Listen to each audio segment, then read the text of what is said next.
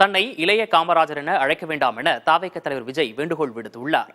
சென்னை மாமல்லபுரத்தில் உள்ள விடுதியில் தாவேக கல்வி விருது விழா 3ஆம் கட்டமாக நடைபெற்று வருகிறது. நிகழ்ச்சிக்கு முன்னதாக பேசிய விஜய், குஜராத் விமான விபத்தில் உயிரிழந்தவர்களுக்கு மௌன அஞ்சலி செலுத்துமாறு கேட்டுக் கொண்டார்.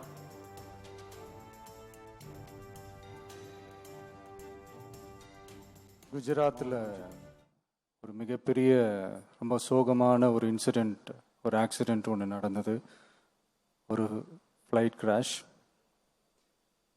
சில வீடியோஸ், சில ஃபுட்டேஜஸ், சில அந்த ஃபோட்டோஸ்லாம் பார்க்கும்போது உண்மையிலேயே மனசுக்கு ரொம்ப மனசே பதறுது. அடுத்த நொடி நிச்சயம் இல்லாத வாழ்க்கை.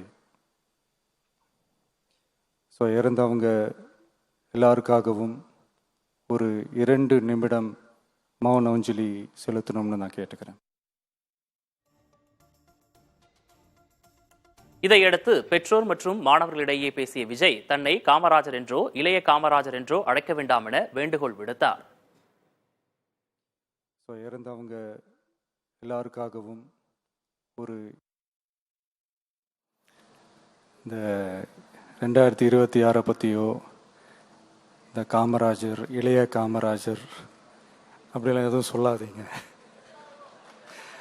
நீங்கள் உங்களுடைய டீச்சர்ஸ், உங்கள் ஸ்கூலை பற்றி பேசுங்க, மற்ற விஷயங்கள் பேசுங்க.